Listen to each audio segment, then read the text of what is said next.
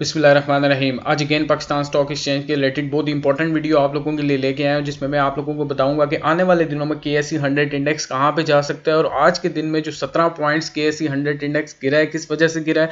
बहुत ही important video है investors के लिए। लेकिन उससे पहले मैं आप लोगों से हमेशा यही रिक्वेस्ट करता हूँ कि अगर आप लोगों ने चैनल सब्सक्राइब नहीं किया तो काइंडली सब्सक्राइब कर लीजिए। वीडियो अच्छी लगती है लाइक कीजिए और कमेंट सेक्शन में अपने व्यूज़ लाजमी दीजिए। तो जल्दी से आप लोगों को मैं लेके चलता हूँ पाकिस्तान स्टॉक एक्सचेंज की ऑफिशियल वेबसाइट की तरफ और फैक्ट्स के साथ एंड पे डिस्कस करेंगे कि कौन से ऐसे फैक्टर्स हैं जो पाकिस्तान स्टॉक एक्सचेंज को डिस्टर्ब कर रहे हैं और KSE 100 इंडेक्स आज के दिन में नीचे आया और आने वाले दिनों में कहां पे जाएगा। तो जल्दी से देखते हैं जी, मार्केट समरी देखते हैं, क्योंकि मैं आप लोगों को सबसे पहले मार्केट समरी दिखाता हूं। कमर्शियल बैंक्स बहुत इंपॉर्टेंट होते हैं क्योंकि इसमें बहुत सारे ब्लू चिप कंपनीज आती हैं। आप लोग अनफॉर्चुनेटली देख सकते हैं कि इसने आज नेगेटिवली कंट्रीब्यूट किया है पाकिस्तान स्टॉक एक्सचेंज के KSE 100 इंडेक्स को। तो इसमें कुछ हौसला अफजा बातें नहीं है, हौसला अफजा कंट्रीब्यूट नहीं किया है इसने। फिर उसके बाद मैं आप लोगों को ऑयल सेक्टर दिखाता हूँ। ऑयल सेक्टर में भी काफ़ी सारी ब्लू चिप कंपनीज आती हैं और GDCL है, जिस तरह की कंपनीज हैं। तो ये आप लोग देख सकते हैं कि अनफॉर्चुनेटली ऑयल सेक्टर ने भी आज अच्छा परफॉर्म नहीं किया। इसकी सबसे बड़ी वजह यह है कि इंटरनेशनल मार्केट में ऑयल प्राइसेस डिक्रीज हुई हैं आज के दिन में, जिसका इम्पैक्ट आप लोग देख सकते हैं पाकिस्तान स्टॉक एक्सचेंज में। और जैसा कि मैं पिछली वीडियोज़ में आप लोगों को बताता रहा हूँ कि इंटरनेशनल मार्केट में अगर ऑयल प्राइसेस डिक्रीज होती हैं तो आप लोग उसका इम्पैक्ट पाकिस्तान स्टॉक एक्सचेंज के ऑयल सेक्टर में भी नेगेटिवली देखेंगे। तो उसके बाद डिस्कस करते हैं मार्केट वॉच जो एक्सप्रेस ट्राइब्यून का है। मैं आप लोगों के साथ डिस्क्रिप्शन में भी शेयर करूंगा। जो मैंने इसमें से पॉइंट्स निकाले हैं, मेन पॉइंट्स निकाले हैं, वो आप लोगों के साथ डिस्कस करता हूं। और आज मैं आप लोगों को थोड़ी सी समरी दे देता हूं KSE 100 इंडेक्स और पाकिस्तान स्टॉक एक्सचेंज की। आज KSE 100 इंडेक्स में 360 कंपनीज के शेयर ट्रेड हुए हैं, जिसमें से 104 कंपनीज ऐसी थी जिनके शेयर प्राइस में इंक्रीज आया है और 227 कंपनीज ऐसी थी जिनके शेयर प्राइस में डिक्लाइन आया है और 29 कंपनीज ऐसी थी जिनमें कोई फ्लैक्चुएशन नहीं हुई। ये सूरत हाल थी, ये समरी थी आप लोगों के लिए पाकिस्तान स्टॉक एक्सचेंज से। फिर उसके बाद जो वॉल्यूम लीडर है, यानी कि जिसमें सबसे ज़्यादा शेयर्स की ट्रेडिंग हुई है, वो है TRG कंपनी। उसमें 16.4 मिलियन शेयर्स ट्रेड हुए हैं, एक बहुत बड़ी फिगर है। और TRG से रिलेटेड आने वाले दिनों में मैं आप लोगों के लिए एक इंपॉर्टेंट वीडियो तैयार करने का सोच रहा हूं। आप लोग मेरे चैनल को ज़रूर सब्सक्राइब कीजिए, आप लोगों को इससे फ़ायदा होने वाला है। क्योंकि TRG से रिलेटेड, क्योंकि ये सबसे ज़्यादा इसका वॉल्यूम डेली मोस्टली जो डेज होते हैं उसमें सबसे ज़्यादा वॉल्यूम लीडर यही होता है, TRG कंपनी।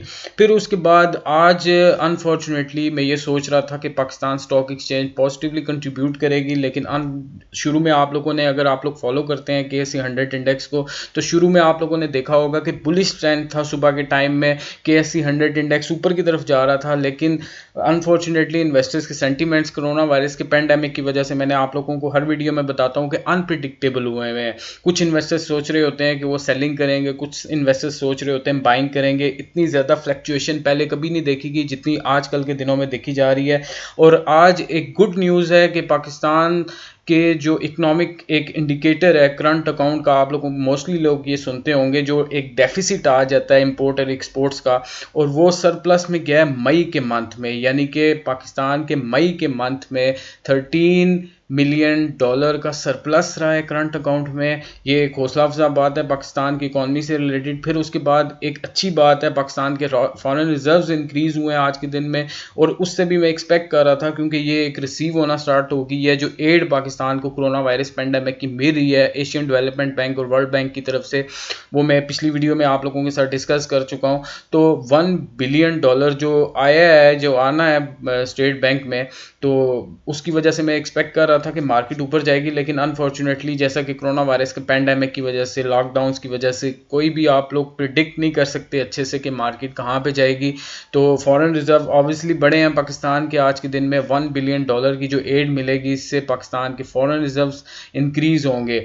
फिर उसके बाद जो एक मज़ीद चीज़ आप लोगों के लिए मैं डिस्कस करना चाह रहा हूँ कि IMF ने प्रिडिक्ट किया है, आप लोगों को ये आर्टिकल मैं डिस्क्रिप्शन में भी शेयर कर दूंगा, कि IMF ने प्रिडिक्ट किया है कि ये ग्लोबल रिसेशन जो चल रहा है, जो इकॉनमीज बहुत ज़्यादा डिस्टर्ब हुई हैं कोरोना वायरस पेंडेमिक की वजह से, लॉकडाउन की वजह से इकोनॉमिक एक्टिविटी कम हुई है, ये 2020 में भी रहेगी और 2021 में भी रहेगी।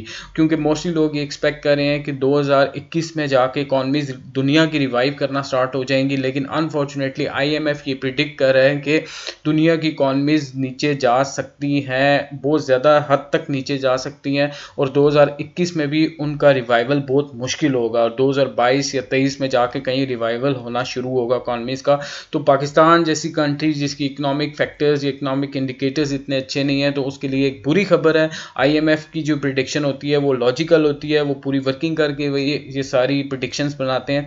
तो ये एक हौसला अफजा बात नहीं है पाकिस्तान के, दुनिया के लिए अच्छी बात नहीं है, क्योंकि इससे आप लोग बेरोज़गारी देखेंगे, गुर्बत में इजाफा होगा और पाकिस्तान, इंडिया या बांग्लादेश जैसी जो थर्ड वर्ल्ड कंट्रीज़ हैं उनमें बहुत ज़्यादा बेरोज़गारी देखी जा सकती है। तो ये एक आप लोगों के लिए नेगेटिव चीज़ है। और आने वाले दिनों में जो मैं देख रहा हूँ KSE 100 इंडेक्स बहुत ज़्यादा फ्लैक्चुएट करेगा, अनप्रिडिक्टेबल हुआ है और मोस्टली दिनों में ये KSE 100 इंडेक्स नीचे की तरफ जा सकता है, क्योंकि जो आलमी सूरत हाल है वो इतनी अच्छी दिखाई नहीं दे रही। तो आज का एनालिसिस इतना ही, मिलते हैं नेक्स्ट वीडियो में, ज़रूर सब्सक्राइब कीजिएगा। अल्लाह हाफिज़।